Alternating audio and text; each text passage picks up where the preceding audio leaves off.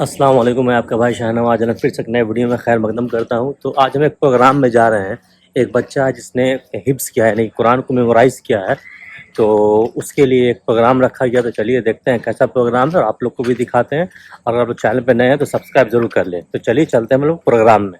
تو ہم اور آپ جانتے ہیں کہ اللہ رب العالمین کے بے شمار صفاتی نام ہیں، اور ان ناموں میں سے ہم اس بچی سے الحمدللہ سماعت کر رہے تھے، وہ بھی معنی کے ساتھ۔ یہ یقیناً بڑی جلد کی بات ہے کہ ان ناموں کو صرف کرنا اور اللہ کے ان صفاتی نام کو یہ کے ساتھ معنی کے ساتھ، یہ بڑی اہم چیز ہے جو آپ کے سامنے بچی پیش کر رہی تھی۔ آج کے اس مبارک دن میں آپ کے سامنے میری تقریر کا موضوع ہے اللہ پر بھروسہ۔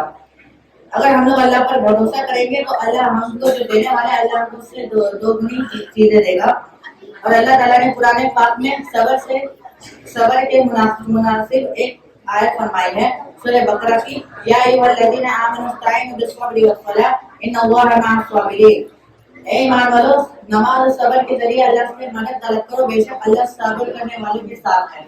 اور نہ کوئی ہمیں اور آپ کو سزا برابر کوئی نقصان دے سکتا ہے۔ وہی ہم سب کا فلا کاشف لہ الا ہو۔ اسی طرح سے اللہ پر بھروسہ کے تعلق سے ہم اور آپ سن رہے تھے۔ اب ایک چھوٹی بچی جو آپ کے سامنے نظم پیش کرے گی، عظمیٰ بنت ریاض احمد، میں آواز دوں گا کہ وہ آئے اسٹیج پہ اور منتخب کردہ جو نظم ہے وہ پیش کرے۔ اسی دشمن سے آئی تھی، اسی کے ساتھ بیعت تھی، الگ شادی مجھے الگ شادی ارض سادہ دین کے خاطر پر تیرا حضر ارض پر خدران سے انسان سے کمسان سیدھے خدا کے سامنے جانے دنیا میں شعوری تھی، قیامت خود بتائے گی قیامت کیوں ضروری تھی، قیامت خود بتائے گی قیامت کیوں ضروری تھی۔ خدا کا خوف نہ کوئی سجدوں میں جھولی تھی، امانت میں خیانت سود کی گردن بڑولی تھی، دلاوی عام ہو جاتی مردود شرابوں کی تباہی تھی، قیامت خود بتائے گی قیامت کیوں ضروری تھی، قیامت خود بتائے گی قیامت کیوں ضروری تھی۔ السلام علیکم ورحمۃ اللہ وبرکاتہ۔ ماں باپ کی خدمت ہمارے رسول صلی اللہ علیہ وسلم نے فرمایا، ماں باپ کو خوش رکھو، ان کی خدمت کرو، جو کام کرتے ہو کہاں خوشی خوشی کرو، ان کی لڑائی جھگڑے نہ کرو، جو کام کرتے ہو کہاں خوشی خوشی کرو۔ یاد رکھو یہ نصیحت پر ماں باپ کی اطاعت ہے، تم کبھی نہ کرو ان کو ناخوش، ان کے قدموں میں جنت ہے۔ السلام علیکم۔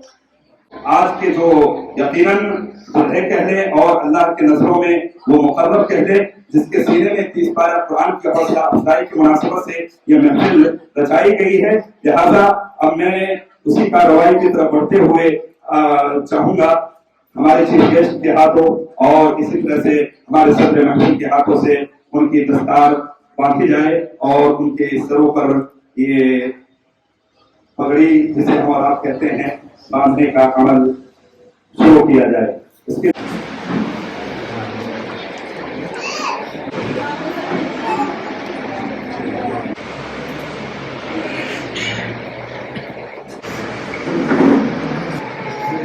ماشاء اللہ یہ دکان کا سلسلہ ختم ہوا۔ اب میں حافظ امیر حمزہ جس کے آخری سبق اس کا بچا ہوا ہے جو آپ تمام احباب کے سامنے وہ سنائے گا، لہذا اب اس کی کارروائی کی طرف بڑھتے ہوئے میں حافظ امیر حمزہ سلمہ کو میں آواز دوں گا کہ آپ اپنے منتخب کردہ جہاں سے سبق آپ کا بچا ہوا ہے وہ آپ تمام سامعین و سامعات کے سامنے آپ سنا کر کے قرآن مجید کی تکمیل کریں۔ اس میں بسم اللہ الرحمن الرحیم، قل هو اللہ احد اللہ الصمد لم یلد ولم یولد ولم یکن له کفوا احد۔ بسم اللہ الرحمن الرحیم، قل اعوذ برب الفلق من شر ما خلق ومن شر غاسق اذا وقب ومن شر النفاثات في العقد ومن شر حاسد إذا حسد. بسم الله الرحمن الرحيم. قل أعوذ برب الناس ملك الناس إله الناس من شر وسوسة الخناس الذي يوسوس في صدور الناس من الجنة والناس. صدق.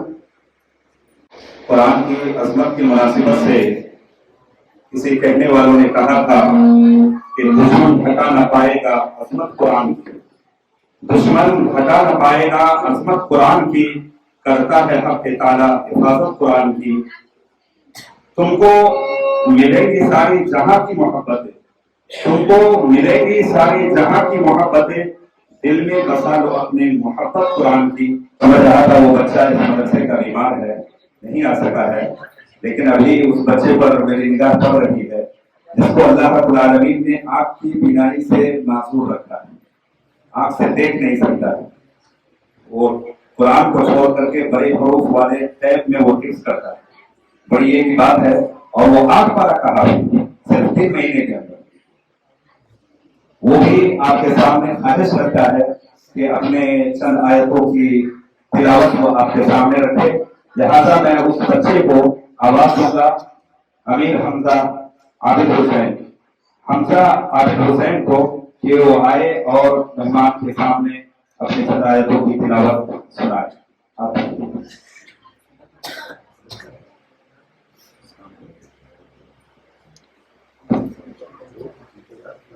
السلام علیکم ورحمۃ اللہ وبرکاتہ. أعوذ بالله من الشيطان الرجيم. بسم الله الرحمن الرحيم. يسبح لله ما في السماوات وما في الأرض الملك القدوس العزيز الحكيم. هو الذي بعث في الأميين رسولا منهم يتلو آياته ويزكيهم ويعلمهم الكتاب والحكمة وإن كانوا من قبل لفي ضلال مبين وآخرين منهم لما يلحقوا بهم وهو العزيز الحكيم. ذلك فضل الله به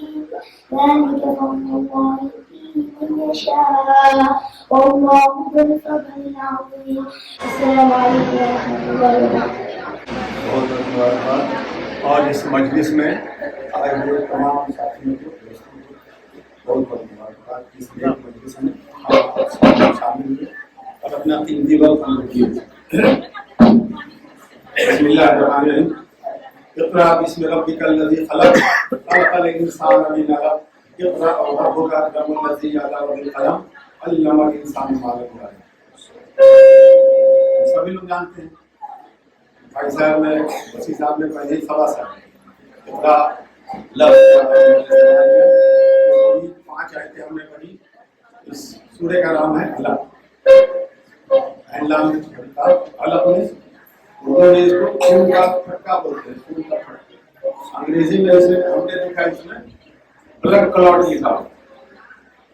ہم جانتے ہیں کہ جب اسپرمیٹوزوا اوون میں جا کے ملتا ہے تو جو زائگوٹ بنتا ہے پہلے میں وہ خون کی شکل میں ہو جاتا ہے. اسی لیے اس کو خون کی کھٹک بولا.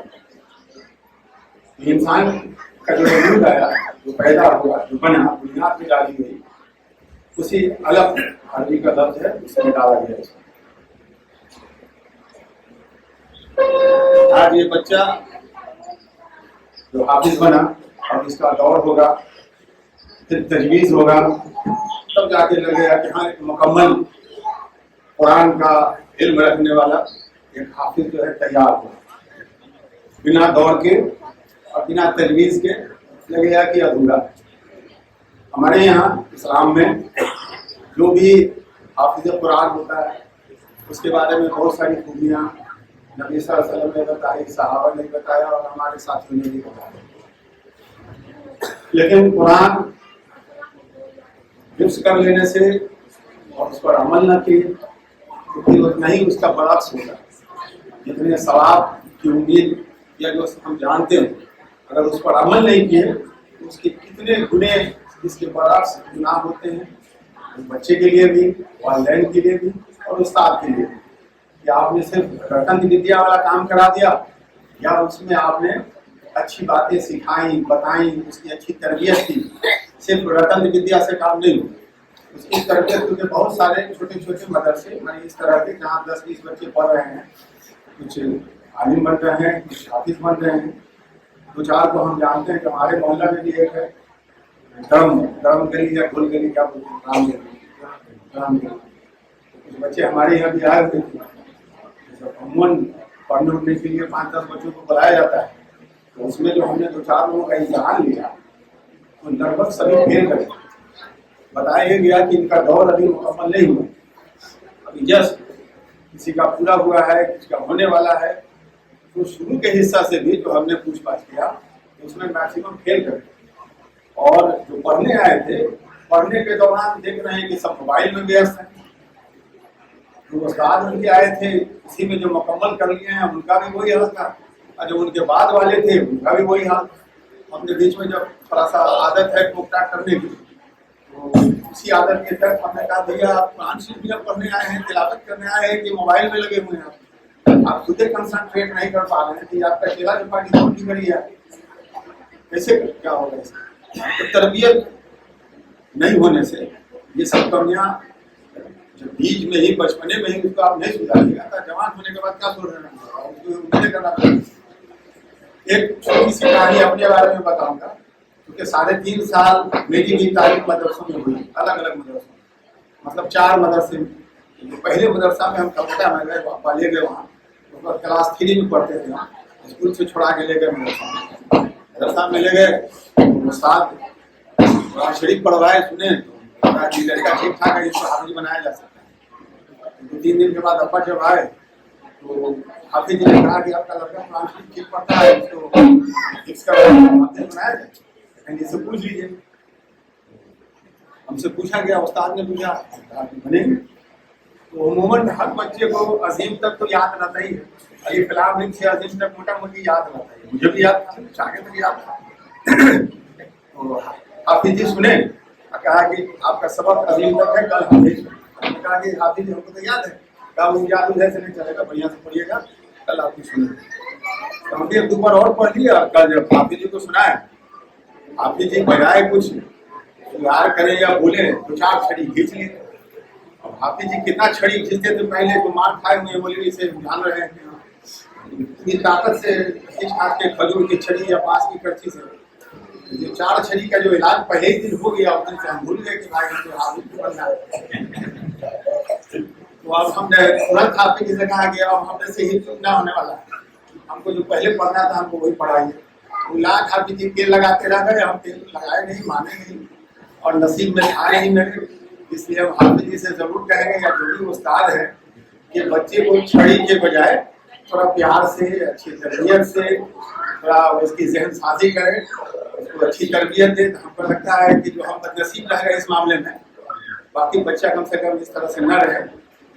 پھر ہمارا لائن اوپر والے نے جو بدل دیا ہے، 4 سال مدرسہ میں پڑھ گئی، لوگ چلے آئے، جو یہاں آنے پر چلے آئے. اللہ کی مہربانی. تو وقت بہت کم ہے، 2 منٹ میں ہم ختم کریں گے. یہ تو بڑا اچھا اقبال کا شعر مولانا نے پڑھا تھا کہ بتائیے اقبال صاحب کو گئے ہوئے کتنا سال ہو گئے؟ 75 سے 80 سال ہو گئے ہوئے. اس زمانے میں بھی ان کے اندر جو ملی فکر تھی کہ سجدوں سے تیرے کیا ہوا صدیاں گزر گئی، سجدوں سے تیرے کیا ہوا صدیاں گزر گئی. اب بتائیے آج بھی وہی حال ہے کہ ہم لوگ دائیں بائیں گھوم رہے ہیں. اور شیشہ ٹوٹ جاتا ہے پتھر کی چوٹ سے، پتھر ہی ٹوٹ جائے وہ شیشہ تراش. کردار گڑھنے میں ہم لوگوں نے دھیان نہیں دیا. علم ابھی میں نے سورہ الگ کی آیت آپ کو پڑھی، اقرا بسم اللہ، پہلی آیت جو نبی صلی اللہ علیہ وسلم پر نازل ہوئی. اور اقرا تو جان رہے ہیں کیونکہ ہندو بھی بیچارہ ہمارا جو ہے وہ بھی سیکھ ساکھ کے چلا آتا ہے. پرسان کی سڑوا بھی چور بےمان وہ اتنا پڑھ کے چلا آیا ہے، مسلمان کو اپنے طرف راغب کر لے رہا ہے. اقرا سے تو ہم لوگ آگے ہو جا رہے ہیں لیکن اس کے آگے بڑھتے نہیں. تعلیم کا جو معیار ہونا چاہیے اس کو جب تک آپ تربیت سے نہیں جوڑیے گا وہ تعلیم بے عمل ہو جائے گی. کیونکہ وہ تربیت ہی ہے، یہ وہی سانچہ ہے جس میں ہم پھلتے ہیں یا ہمارے بچے پھلتے ہیں. इस सांचे अगर टूटा फूटा सांचा होगा तो आप समझ लीजिए कि डिशेप होगा, सही शक्ल में आएगा नहीं। तो हमारा किरदार, चेहरा को थोड़े ढलना, चेहरा तो रब ने जो ढाल दिया, उसको जितना दाढ़ी बना लीजिए, क्रीम लगा लीजिए, मेकअप कर लीजिए, ठीक ठाक हो ही है।